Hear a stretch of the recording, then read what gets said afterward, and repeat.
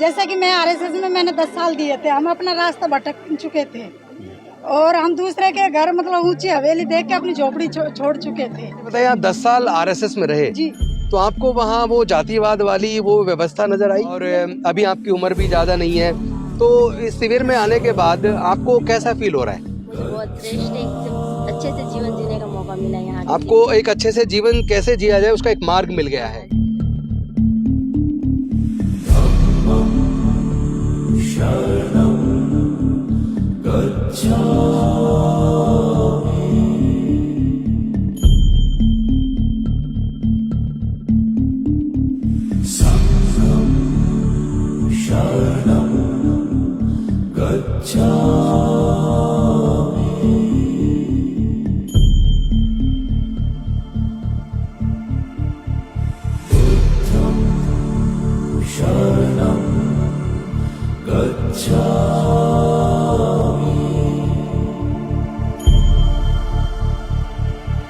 सामनेर पवज्जा एवं ध्यान साधना शिविर की अगली कड़ी, जैसा कि आपको याद होगा 2021 में दिल्ली के अंदर इसी तरह का सामनेर पवज्जा और ध्यान साधना शिविर आयोजित किया गया था, जिसमें 500 लोग भिक्खु बने और ध्यान साधना करके धम्म का ज्ञान लोगों ने अर्जित किया। और उससे इतना उत्साह का सृजन हुआ, इतनी एनर्जी का सृजन हुआ कि पूरे देश से ये मांग बढ़ने लगी कि सामनेर पवज्जा ध्यान साधना शिविर फिर से लगना चाहिए।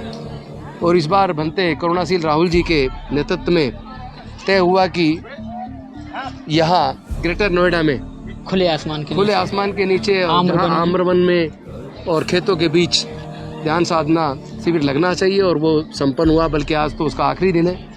बेहद खुशी महसूस हो रही है जिस तरह लोगों ने इस ध्यान साधना शिविर का लाभ लिया, धम्म ज्ञान लिया। मुझे लगता है कि जो एक संकल्प हम लोगों ने लिया था 2020 में कि भारत चलेगा बुद्ध की ओर, पूरे दुनिया को युद्ध नहीं बुद्ध चाहिए, समता, स्वतंत्रता, बंधुता और न्याय के ऊपर आधारित, प्रज्ञाशील, करुणा और मैत्री पर आधारित एक ऐसे समाज का निर्माण जहाँ कोई कटुता ना हो, कोई नफरत ना हो, किसी के प्रति भी कोई गुस्से का भाव ना हो। और ऐसे वातावरण में जब पूरी दुनिया में नफरत का वातावरण बढ़ा है, उधर यूक्रेन और रशिया के अंदर युद्ध चल रहा है, उधर फिलिस्तीन और इजराइल के बीच युद्ध चल रहा है, ऐसे में उत्तर प्रदेश के इस ग्रेटर नोएडा में बिलासपुर में यहाँ इस आम्रवन के बीच, इन खेतों के बीच जिस तरह सामनेर पवज्जा और ध्यान साधना शिविर का आयोजन हुआ, यहाँ से एक अलग तरह की ऊर्जा का संचार हुआ है। जो हमने 2020 में कहा था 2025 तक 10 करोड़ लोगों को बौद्ध धर्म की दीक्षा दिलाएंगे, मुझे बेहद खुशी है कि तब से अब तक 6.5 लाख से ज़्यादा लोग बौद्ध धर्म की दीक्षा ले चुके और लगातार दीक्षा के प्रोग्राम रोज़ पूरे देश में कहीं ना कहीं हो रहे हैं। अभी धनबाद में भी है, बिहार में भी हुआ है, पूरे देश में चल रहा है। अभी 26 नवंबर को गुजरात के गांधीनगर के अंदर 1 लाख लोग उधर इकट्ठा हो रहे हैं और वहाँ भी दीक्षा का प्रोग्राम है। उसके बाद 28 जनवरी को गुजरात में राजकोट के अंदर 1 लाख से ज़्यादा लोग इकट्ठे हो रहे हैं, वहाँ भी दीक्षा का प्रोग्राम है।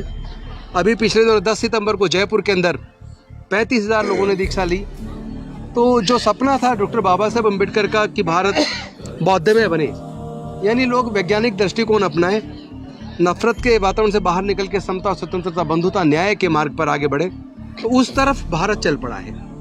और इस अशांति के वातावरण में पूरे दुनिया को बुद्ध के धम्म की ज़रूरत है और दोबारा से पूरे दुनिया को बुद्ध के धम्म की ज़रूरत है और बुद्ध का धम्म ही पूरे दुनिया में शांति ला सकता है। तो आज बेहद खुशी का दिन है कि यहाँ 10 दिन का ये शिविर आज संपन्न हुआ है। अभी संपन्न का कार्यक्रम चल रहा है बुद्ध टेंट के अंदर। लास्ट प्रोग्राम जो रिचुअल हमारा संपन्न होगा, तो मैं सभी साधकों को बधाई देता हूँ, शुभकामनाएं देता हूँ जिन्होंने इसमें पार्टिसिपेट किया। और इस बाग को चुनने का मकसद ये था कि तथागत बुद्ध ने 20 साल आम्रवन, जैतवन का जो आम्रवन था, जो अनाथ पिंडक ने दान किया था श्रावस्ती में। हाँ, तो तथागत ने सबसे ज़्यादा वर्षावास वहाँ बिताए और सबसे ज़्यादा 24 वर्ष आवास श्रावस्ती में जैतवन बुद्ध विहार में जो आम्रवन था, अनाथ पिंडक ने दान दिया था। तो उसी परिसंकल्पना को, क्योंकि भंते जी जैसे बताते हैं कि हम उस काल में जा नहीं सकते और बुद्ध आ नहीं सकते, लेकिन आज के वातावरण में उसको कैसे साकार करेंगे, तो उन्होंने ये विशाल शिविर का आयोजन ऐसी जगह रखा जहाँ पे लोग रह भी सकें, सुरक्षित भी रखें, गांव से या बस्ती से ज़्यादा दूर भी ना हो और नज़दीक भी ना हो। तो ये 125 बीघे का बाग जहाँ बैठकर रोज़ाना इन्होंने यहाँ धम्म साधना की है, धम्म का लाभ लिया है। तो उसी वातावरण को फिर से जीवंत करने के लिए इस बाग को चुना गया। मैं आप सबसे पूछना चाहता हूँ कि आपने यहाँ ध्यान साधना सामने पवज्जा और ध्यान साधना शिविर में पार्टिसिपेट किया, तो आपको निश्चित तौर पर धम्म ज्ञान मिला होगा और मन को एक अलग तरह की शांति की अनुभूति हुई होगी। तो मैं आपसे जानना चाहता हूँ कि आपका अनुभव कैसा रहा? अनुभव बहुत अच्छा रहा और सबसे बड़े भंती जी के नेतृत्व में करुणा और मैत्री का जो हमें संदेश मिला है, शायद वो हमारे जीवन को बदलने वाला है। और जो हम सुख सुविधा संपन्न जीवन जी रहे थे, तो भंती जी के नेतृत्व में जो हमने नए अनुभव किए हैं, वो बहुत अद्भुत निर्णय अनुभव रहा है। अच्छा, आप कहाँ से हैं? जी मैं दिल्ली बदरपुर बॉर्डर से हूँ। अच्छा, आपका अनुभव कैसा रहा? बहुत अच्छा रहा जी अनुभव। हमें सील के ज्ञान दिया, सील सिखाए, करुणानिधि का सब कुछ बताया हमें, बहुत अच्छा उनका। आप बताएंगे बंते जी, आपको कैसा महसूस हुआ? जी हमने जो बुद्ध का दम पढ़ा, तो जो उसके अंदर जो पढ़ते थे, जो कल्पना करते थे हम, तो वो कल्पना हमारी साकार हुई। आप वैसे हैं कहाँ से? मैं दिल्ली से हूँ, समता बौद्ध विहार। अच्छा अच्छा, आप बताइए कितने राज्यों से यहाँ प्रतिनिधि शामिल हुए हैं इस सामने पवज्जा ध्यान साधना शिविर में? 22 राज्यों से यहाँ हैं। 22 राज्यों से हैं, जो हिंदी भाषी क्षेत्र भी नहीं है। मुझे भी अभी कर्नाटक के बीदर से काफी लोग मिले, महाराष्ट्र से काफी लोग मिले, गुजरात से मिले, मध्य प्रदेश से मिले, राजस्थान से मिले, हरियाणा से भी मिले। सभी का रजिस्ट्रेशन। तो कितने लोग टोटल रजिस्टर्ड हुए? 1280 लोग रजिस्ट्रेशन में थे। अच्छा, जो यहाँ हैं, और कम से कम 500, 600, 1000 की तादाद रोजाना आने जाने उपासक सफेद वस्त्रों में जो आते थे, देश ना सुनते थे, शाम को चले जाते थे। तो इसलिए लोगों की उपस्थिति यहाँ दर्ज रही। औरैया डिस्ट्रिक्ट उत्तर प्रदेश से। जी नमो बुद्धाय, जय भीम। आप बताइए आपका अनुभव कैसा रहा? मैं यहाँ पे फर्स्ट टाइम आई हूँ, लेकिन मुझे अच्छा लगा, बहुत कुछ सीखने को मिला। पहले भी मैं बंते जी से मिलती रहती हूँ मतलब। अच्छा अच्छा, आप बताइए आपको कैसा महसूस हो रहा है, कैसा लगा आपको? बहुत अच्छा लगा। कैसा अनुभव रहा आपका? बहुत बढ़िया, सबसे सर्वश्रेष्ठ, बहुत बढ़िया, सबसे सर्वश्रेष्ठ। मन को शांति महसूस हो रही है? बहुत ज्यादा, जो कहीं नहीं हो सकती है। जैसे कि मैं आरएसएस में मैंने 10 साल दिए थे, हम अपना रास्ता भटक चुके थे और हम दूसरे के घर मतलब ऊंची हवेली देख के अपनी झोपड़ी छोड़ चुके थे। तो यहाँ क्या है कि एक वर्तमान काल है। मैंने जैसे मेरे को यहाँ 6 महीना ही हुए जुड़े हुए, तो वर्तमान काल है, न स्वर्ग न नरक, मतलब ये कोई अंधेरे में नहीं रखते, नहीं अंधविश्वास में।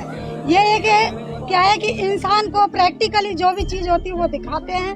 Thank you. अच्छा ये बताइए, आप 10 साल आरएसएस में रहे जी, तो आपको वहाँ वो जातिवाद वाली वो व्यवस्था नजर आई? बिल्कुल आई जी, क्योंकि मैं प्रबोध शिक्षित हूँ।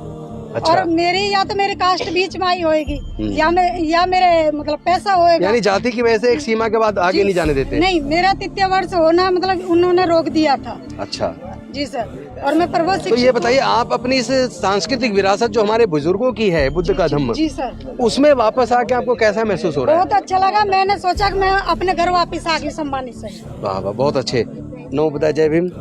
आप भी बताइए आपको कैसा अनुभव महसूस हुआ? बहुत अच्छा लगा। यहाँ आप 10 दिन के सामने पवज्जा ध्यान साधना शिविर में शामिल हुए और अभी आपकी उम्र भी ज्यादा नहीं है, तो इस शिविर में आने के बाद आपको कैसा फील हो रहा है? मुझे बहुत श्रेष्ठ, एकदम अच्छे से जीवन जीने का मौका मिला यहाँ। आपको एक अच्छे से जीवन कैसे जिया जाए उसका एक मार्ग मिल गया है। यानी बुद्ध जो एक मार्गदाता थे कि किस तरह लोग दुखों से दूर हो जाएं और कैसे उनके मन जीवन में शांति स्थापित और जीवन में प्रगति है, तो वो मार्ग आपको यहाँ से प्रशस्त होता दिख रहा है। चलिए, आपको बहुत शुभकामनाएं। से 4 बजे से हमने अटेंड किया है और अब तक हम कर रहे हैं। तो ये ऐसा अनुभव है कि जैसे हम लोग अब ये भारत बुद्धमय होने से कोई रोक नहीं सकता। बहुत अच्छे, बहुत शुभकामनाएं आपको। आपको मन को शांति महसूस हो रही है? आप कुछ कहना चाहेंगी कि आप इस शिविर में शामिल हुए, आपको कैसा लग रहा है? बहुत अच्छा लग रहा है। और इससे पहले जब रोहिणी में शिविर लगा था वहाँ भी जो हम लोगों ने उधर रोहिणी में लगाया था, अच्छा उसमें भी थे आप लोग? उसमें भी थे, उसमें भी गए थे हम, और बहुत अच्छा लगा, बहुत ही मतलब ये ऐतिहासिक। तो अब आप अपने रिश्तेदारों को, पड़ोसियों को भी बताएंगे कि बुद्ध के धम्म में क्या है? अच्छा अच्छा, वेरी गुड, बहुत अच्छी, बहुत अच्छी बात है। बहुत धन्यवाद आपका।